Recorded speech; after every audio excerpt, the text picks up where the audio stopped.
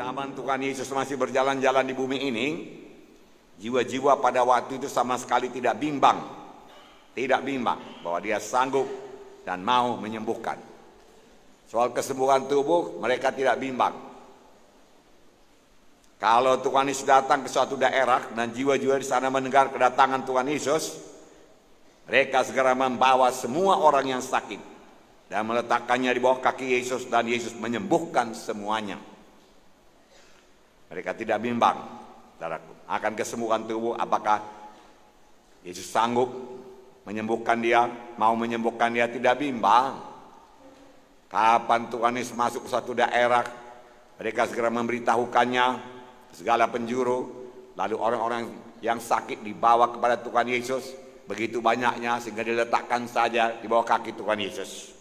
Dan Tuhan Yesus menyembuhkan mereka semuanya.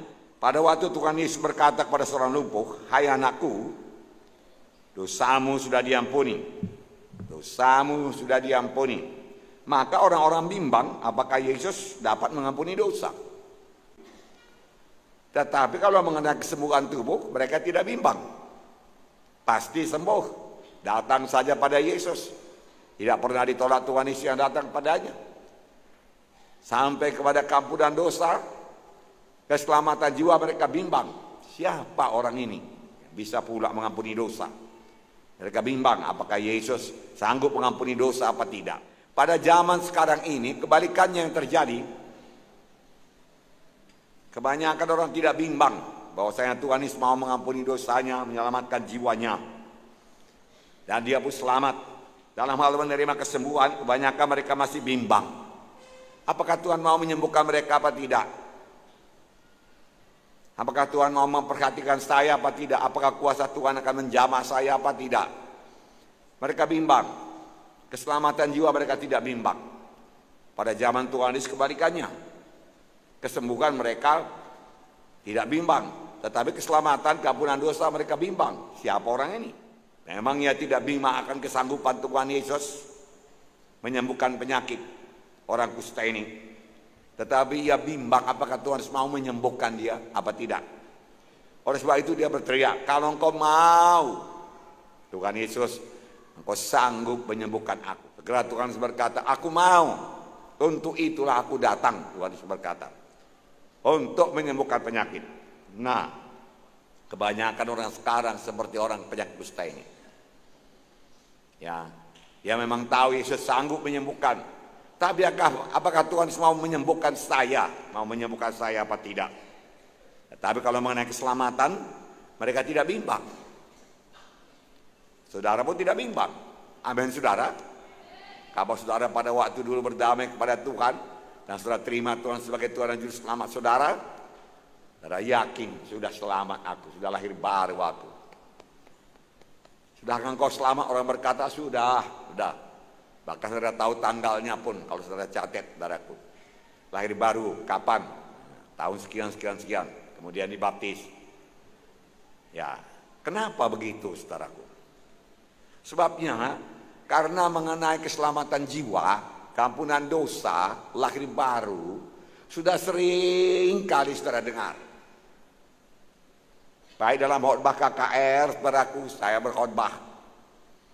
Baik dalam khotbah minggu, tetap saya selipkan keselamatan jiwa, keampunan dosa. Walau dosamu merah patna sekalipun jadi putih seperti salju, putih seperti bulu kambing domba, kalau engkau datang pada Yesus, saudara yakin, sering saudara dengar, Yesus mengangkat dosa kita. Dia telah dijadikan dosa, semua dosa kita timpakan kepadanya supaya kita jadi kebenaran. Tukar tempat, saudaraku. Ada yang menanggung dosa kita.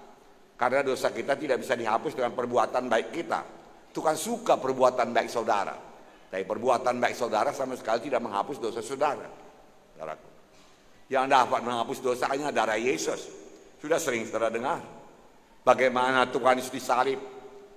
Saudaraku. Di kayu salib di Golgota. Karena dia telah jadikan dosa, maka dia dihukum. Dia berpisah dengan Bapaknya. Lalu dia berteriak, "Eloi, Eloi, lama sabatani." Bapa, kenapa engkau meninggalkan aku? Kenapa Yesus berteriak demikian? Karena dosa memisahkan. Dosa memisahkan dengan sorga. Dosa memisahkan dengan Bapa dalam sorga yang kudus. Saudara. Harus berpisah. Yesus tidak sanggup. Dan dia berteriak. Pada waktu tangannya dipaku tidak dikatakan dia berteriak. Kaki dipaku tidak dikatakan dia berteriak. Kepala diberi mahkota duri tidak dikatakan dia berteriak. Tapi yang menghancurkan hati Yesus oleh perpisahan dengan Bapanya, di mana dari awal zaman sampai nanti akhir zaman dia tidak akan berpisah dengan Bapanya. Tidakkah engkau tahu Petrus, aku dan Bapa itu satu adanya, dia katakan, satu adanya. Tetapi karena dosa manusia dipikul oleh Tuhan Yesus semuanya, dosa itu memisahkan. Itu sebabnya kita perlu lepas dari dosa, bebas dari dosa. Amin. Kalau kita tidak lepas, tidak bebas dari dosa, maka nanti kepada kita pun akan terjadi juga perpisahan dengan sorga. Darah nggak sanggup masuk sorga yang kudus. Perpisahan dengan Yesus. Sampai Tuhan di kayu salib berkata, sudah genap, dikatakan. Lalu dia menghembuskan napasnya terakhir. Dia pun mati di kayu salib. Sudah selesai. Selesai semua ditanggung Tuhan Yesus dosa saudara. Dibayar Tuhan Yesus dengan darahnya dosa saudara. Saudara tidak perlu membayarnya lagi, menanggungnya lagi. Saudara hanya perlu percaya kepada Tuhan Yesus dan menerima dia sebagai Tuhan dan Juru Selamat saudara. Saudaraku yang kasih dalam nama, itulah berita keselamatan saudaraku yang sudah sering saudara dengar. Genap ditanggung Tuhan Yesus. Bahkan saudaraku, saudara tahu sebelum dia disalib, dia dicambuk dulu berbilur-bilur, luka-luka semua tubuhnya. Dan firman Tuhan berkata, oleh bilur-bilur Yesus, kamu sudah sembuh. Saya sudah sembuh oleh bilur-bilur Yesus. Amin. Ya, percaya terus saudaraku. Tidak bimbang saudaraku. Itulah yang mau saya kabarkan pada hari ini saudaraku. Sama seperti keselamatan saudara tidak bimbang, kesembuhan tubuh pun saudara tidak bimbang. Amin saudara. Yesus betul-betul mau menyembuhkan saudaraku, semua orang yang sakit saudaraku. Perasaan manusia ini berubah-ubah, berubah-ubah. Tapi memang kerap kali Tuhan memberikan sedikit rasa kesembuhan, puji Tuhan. Pupuklah itu terus saudaraku dengan iman yang teguh, saudara. Supaya genap dalam hidup saudara. Pertama, Tuhan Yesus mau menyembuhkan semua orang. Semua jiwa-jiwa yang datang padanya. Semua, saudaraku, semua tertulis, saudaraku. Banyak contoh, saya bacakan pada saudara. Tuhan Yesus tidak pernah menolak untuk menyembuhkan orang sakit yang datang kepadanya. Tidak pernah Tuhan Yesus berkata kepada orang sakit tersebut, bukanlah kehendaknya untuk menyembuhkan orang sakit. Menyembuhkan orang sakit adalah prioritas utama dalam pelayanannya. Bahkan saudaraku ada yang mengatakan 70% daripada pelayanan Tuhan selama dia di bumi ini menyembuhkan penyakit, mengusir setan, saudaraku. Disertai dengan tanda ajaib dan mujizat. Kemudian dia mengajar, saudaraku, mengajar. Tetapi dia terutama mengajar murid-muridnya.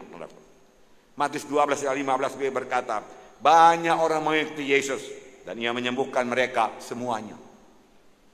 Itu Matius 12 ayat 15b. Banyak orang mengikuti Yesus dan Tuhan Yesus menyembuhkan mereka, sebahagian tidak, semuanya. Karena berkata, apakah orang yang datang itu ada yang besar dosanya, ada yang kecil dosanya, sedikit dosanya? Ya tentu saja, tapi semuanya sembuh. Saudaraku, begitu kemurahan Tuhan, saudara, dia tidak menolak. Nah saudaraku, memang adalah kehendak Tuhan, adalah kehendak Tuhan sampai sekarang. Karena Tuhan sudah berubah untuk menyembuhkan semua orang yang sakit. Matius 14 ayat 34-36. Setibanya di seberang, mereka mendarat di Genesaret. Ketika Yesus dikenal orang-orang di tempat itu, mereka memberitahukan ke seluruh daerah itu. Maka semua orang yang sakit dibawa kepadanya. Begitu percayanya mereka Yesus menyembuhkan penyakit, sehingga waktu Yesus sampai di Genesaret, mereka kenal itu Yesus. Mereka menyebar, mengundang semua orang yang sakit di seluruh daerah itu, lalu membawanya kepada Yesus. Apa yang terjadi ayat 36? Mereka memohon supaya diperkenankan menjamah jumbai jubahnya, dan semua orang yang menjamahnya menjadi sembuh. Semua orang yang menjamahnya menjadi sembuh. Tidak ada yang tidak sembuh, saudara. Begitu murahnya Tuhan Yesus mengenai kesembuhan. Karena dia tahu dia akan berbilur-bilur menyembuhkan penyakit. Jadi bukan dosa saja yang ditanggung Tuhan Yesus, penyakit pun sudah ditanggung Tuhan Yesus. Di akhir zaman ini penyakit bertambah-tambah. Karena itu pekerjaan setan, saudara. Nah, saudaraku, hanya menjamah jumbai jubahnya saja, saudaraku. Sebab dari rumah dia sudah percaya. Dia datang ke situ, aku datang untuk disembuhkan. Aku datang, mujizat akan terjadi. Aku pasti sembuh, Yesus pasti menyembuhkan aku, dia tidak akan menolak aku. Asal aku kontak dengan dia saja, aku pasti sembuh. Begitu banyak orang, sehingga Tuhan hanya berjalan saja. Dijamahnya, jumbai jubahnya, dan dia sembuh. Semua orang yang menjamahnya sembuh. Lukas 4:40.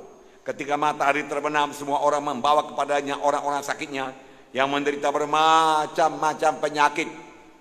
Ia pun meletakkan tangannya atas mereka masing-masing dan menyembuhkan mereka.